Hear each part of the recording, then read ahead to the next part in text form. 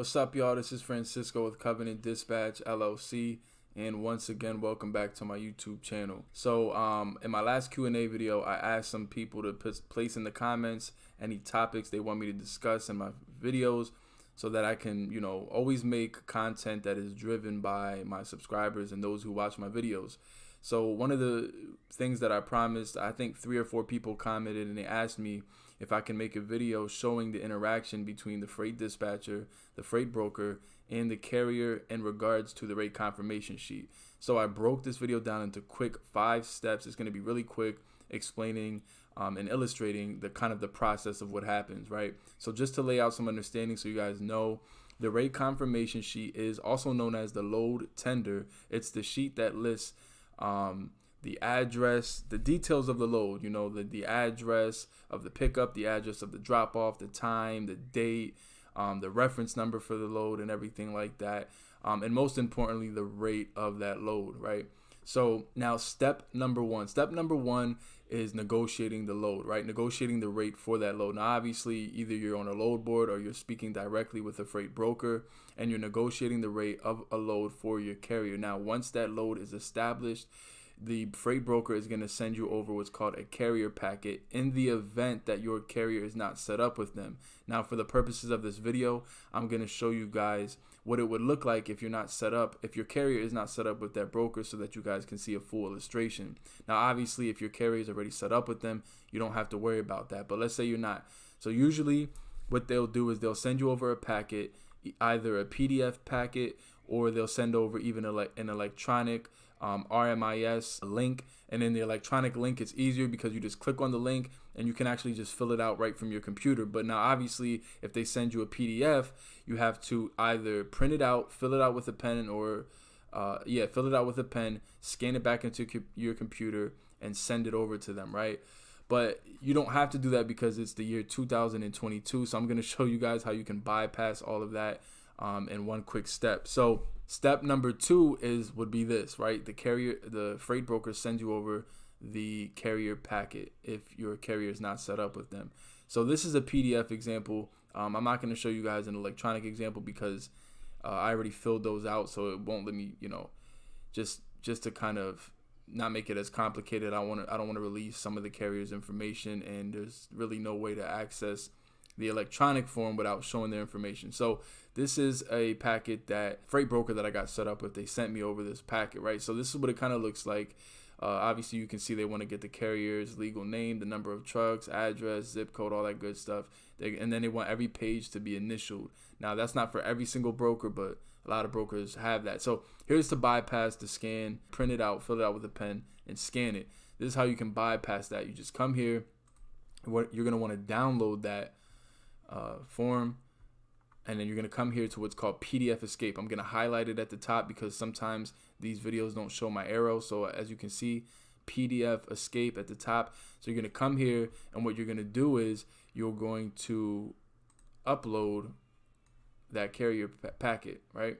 Once it's uploaded, now you have it and you see it here, right?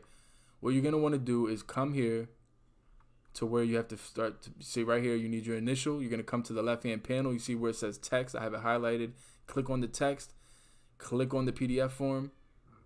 You're going to want to come up here at the top and adjust your font size. I make mine bold, and then it's very simple. Come here, FD, right? That's my initials.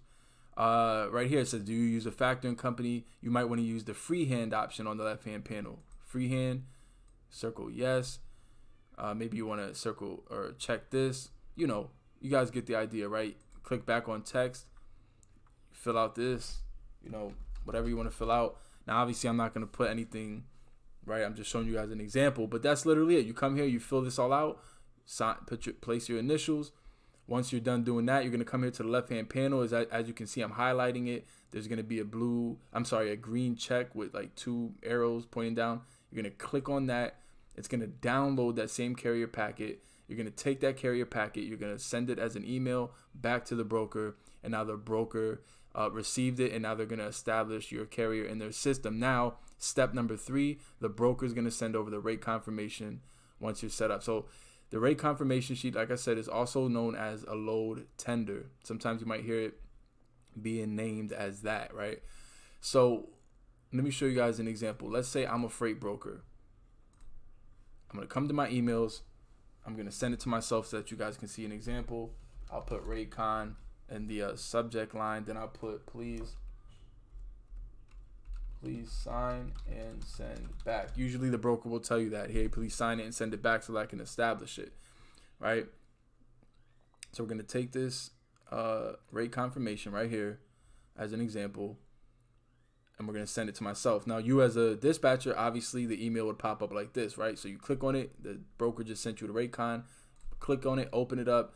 Now you see the details. Now, as you can see right here, it's a PDF, and they want you to sign it. Again, you don't have to print it out, you know, fill it out with a pen and scan it back. No, you can just literally take this up at the top right. As you can see, I highlight it, download it. Then you're going to come right back to this PDF escape. You're going to drag that in there. Now you're going to come down to where it says signature. This is the cool part with the PDF escape. Again, left-hand panel, freehand. You're going to come to signature. And if you're using a laptop, obviously you use your finger. But if not, use your mouse. And just do your best for a signature, right? If you don't need freehand and you need text, you can switch it. Switch it back to text, and you could put, you know, let's say for this, you want to put dispatcher, right?